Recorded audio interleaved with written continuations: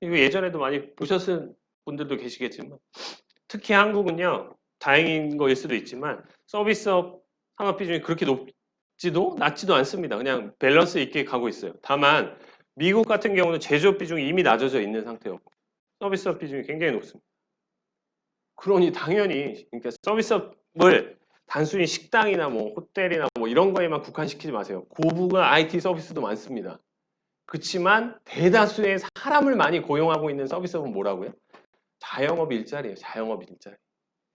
여기가 문제가 되고 있다는 거죠. 그죠? 다음. 제가 이 얘기를 해드린 적이 있는데 98년도 IMF 위기를 우리나라는 굉장히 스무스하게 잘 넘어간 것 같지만 사실 그때도 내상이 굉장히 컸고 그 이후로 체질 개선은 기업 단에는 이루어졌지만 사실은 대다수의 개인들은 그때 밀려나서 자영업이라는 신분으로 나락으로 떨어졌고 그 자영업자 대부분은 흔히 유행하는 PC방이나 노래방이나 음식점이나 그죠? 당구장이나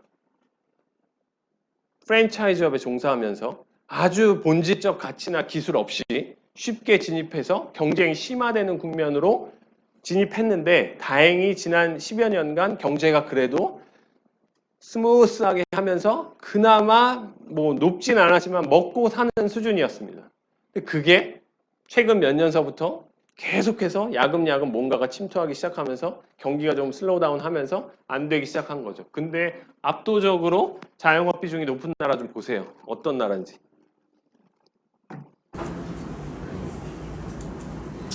제가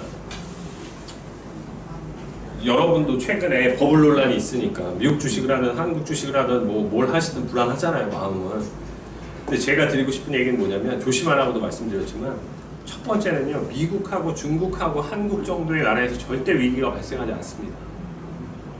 본질적 위기는 어디서 오는 줄 아세요? 말씀드렸잖아요. 아까 그래서 과거를 보자고 했잖아요.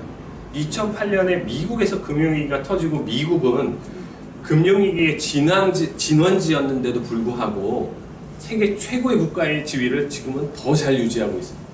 반면에 누가 어퍼컷으로 얻어 터졌어요? 네, 유럽이 얻어 터졌습니다.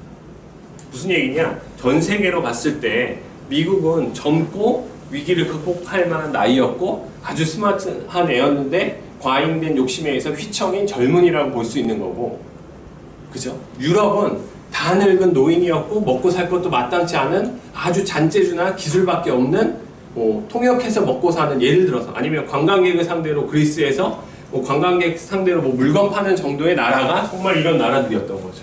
본질적 경쟁력이 하나도 없는. 그러니까 여기로 다 문제가 터져. 이번 코로나 위기도 자꾸 트럼프, 바이든, 테슬라의 버블 논란, LG 화학 논란, 따상 논란 다 필요 없고요. 정확한 본질적 문제는 어디서 터질 거냐? 유럽에서 터집니다. 또는 제가 가장 리스크하게 본 나라 어디냐? 터키에서 터집니다. 그 다음 어디? 남미에서 터집니다. 그 다음 어디? 중동에서 터집니다. 그러고 어디로 넘어오는 줄 아세요? 그럼 아시아입니다. 그럼 여기에 중국 정도가 있고 한국 정도가 있는 거죠. 여기까지 오려면 아주 시간이 많이 걸려요. 1번은 뭐냐면 무슨 얘기냐면 최근에 버블 논란과 사실 이제 또 다시 코로나 때문에 다 멸망할 것 같은 논란들이 있지만 왜 여기 나라들에 대한 얘기는 쏙 들어갔지?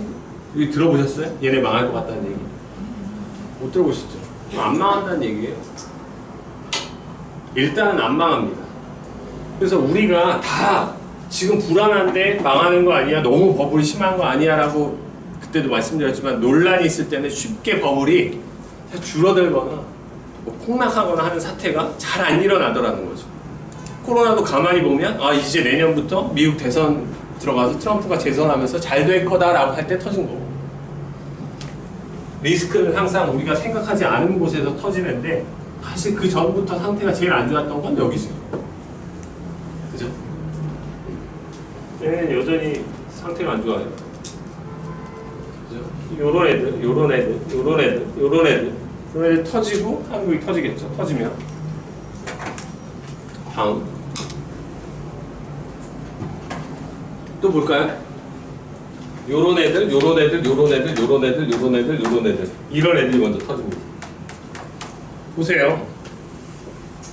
코로나가 온 것만으로도 노답인 나라들이죠. 태국은 무려 GDP 감소분이 이만큼이에요. 왜? 전 세계에서 관광객이 가장 많이 가는 나라예요. 최근에 아시아에서 골칫덩어리로 변한 나라 하나가 있는데 어딘지 아세요? 여러분이 그렇게 놀러 가고 싶어 하면 네.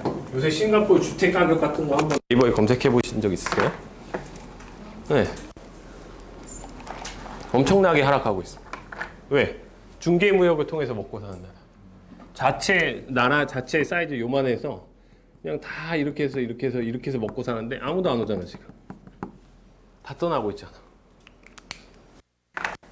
그죠? 그리고 관광에 의존하고 있는 이런 나라들.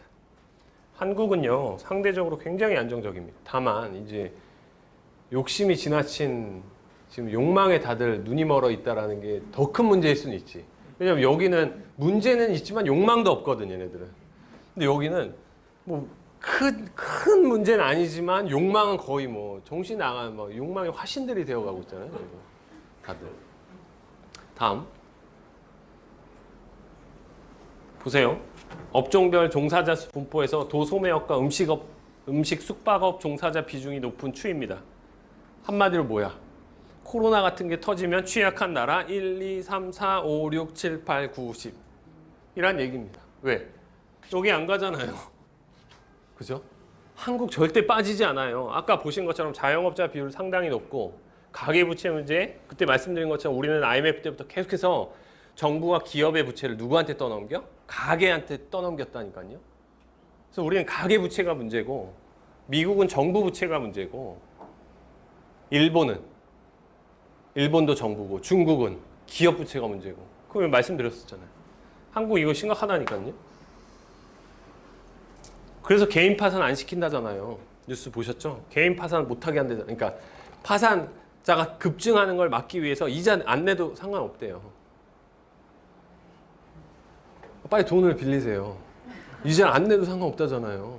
파산 안 시킨대요. 다음. 이건 우리나라뿐만 아니라 전 세계를 말한 걸 텐데 전체 일자리 업종별 비중 볼까요? 일자리는 다 어디에 몰려 있어? 오른쪽에 몰려 있네. 이게 다 뭐야? 이런 비즈니스 모델이네. 워렌 버핏이 왜 항공주에 투자하지 않는다라고 했지만 한 번 실수는 했죠. 네. 근데 왜 이쪽에 다 몰려 있지? 사람을 많이 써야 돼. 기본적으로 사람이 베이스인 사업 모델이야. 그러니 이익률이라는 게 높을 수가 없어. 근데 전염병까지 일어났어? 최악이지. 가장 많이 타격을 입어. 그러면 이게 타격을 입는다는 얘기는 뭐냐? 실업률이 높아진다는 얘기입니다. 실업률이 높아지면 아까 말한 것처럼 임금이 떨어져. 왜? 다 실업자니까 일자리만 있으면 아무 데나 가서 일하려고 그래. 이 임금이 떨어진다고요. 그러니 물가라는 게 오를 수가 없어. 그럼 정부는 또 돈을 찍어내. 그럼 걔한테 일로 와. 너 원래 승무원이었던 애한테 일로 와. 너 대신 뭐 이런 유튜브 하는 거 이런 거 교육 받고 하면 한 달에 150만 원 줄게. 일단 그런 대로 가는 겁니다. 어쩔 수 없잖아. 놀 수는 없으니까. 항공사 다 망해서 아무도 안 뽑는데 내가 이직을 할 수 있겠어?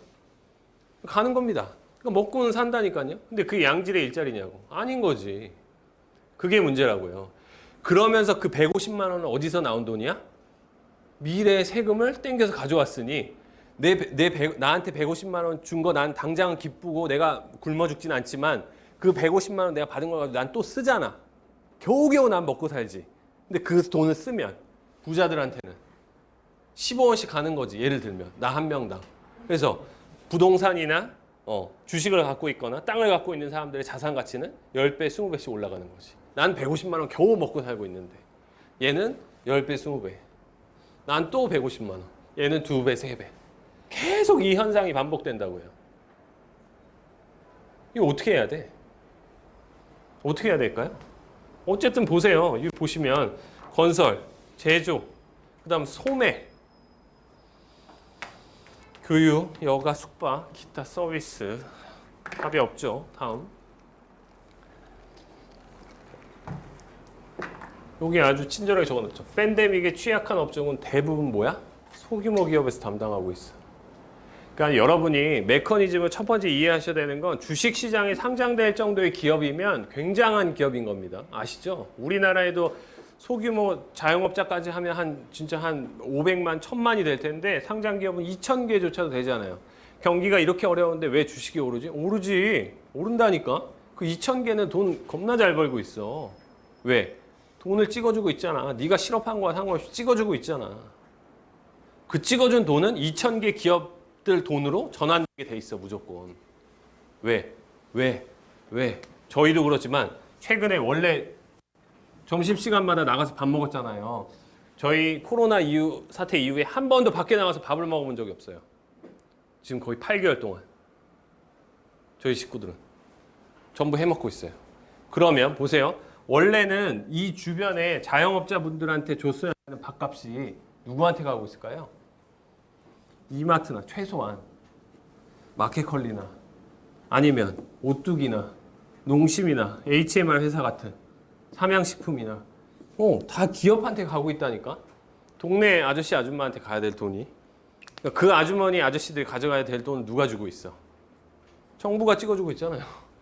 어렵지? 100만 원 줄게. 그게 근본적 해결 방안이야? 아니지. 근데 어쩔 수가 없어. 보세요. 건설, 부동산 임대 8월, 이번에 9월께 나왔나요? 오늘 신문에 나온 것 같은데 9월 부동산 거래 보셨어요? 최근 8년 동안 역대 최저치입니다. 부동산 거래가 없다고요. 그게 되게 웃기다라고 생각하실 수 있는데 부동산 거래가 없잖아요, 여러분. 그러면 엄청난 일이 발생됩니다. 첫 번째, 공인중개사들이 어려워지고요. 두 번째, 공인중개사만 어려워지는 게 아니라 이사를 하는 수요가 없어지고 다 눌러앉으면 이삿짐 센터 일하시는 분들, 포장하시는 분들, 청소하시는 아줌마분들, 그죠? 그리고 이사를 한번 함으로 인해서 가구를 바꾼다든지 도배를 새로 한다든지 그게 다 우리가 얘기하고 있는 이 대표적으로 고용을 많이 하고 있는 업종들입니다. 얘네들이 다 어려워진다고요. 그러면 얘네들이 하지 않는, 그래서 어려워져서 자영업자들조차 포기한 산업을 누가 가져가냐면 그걸 기업들이 또 가져가 버립니다. 맞잖아요. 동네에서 도배하던 아저씨가 망했어. 이번에 너무 주택 거래가 없고 이사도 없어서. 그럼 그 시장 누가 가져갈 것 같아요? 한샘이 가져갑니다. 이사도 서비스하는 업체가 다 망했어. 그럼 누가 가져갈까요? 상장 기업이 가져가거나 스타트업이 가져가거나 다 뺏깁니다. 결국에는. 로컬에서 하는 일들이 다 무너지고 플랫폼 업체가 나와가지고 다 가져갑니다. 그럼 그 나머지 종사하고 있던 사람들의 몫은 누가 주냐고. 세금으로 준다니까요, 계속.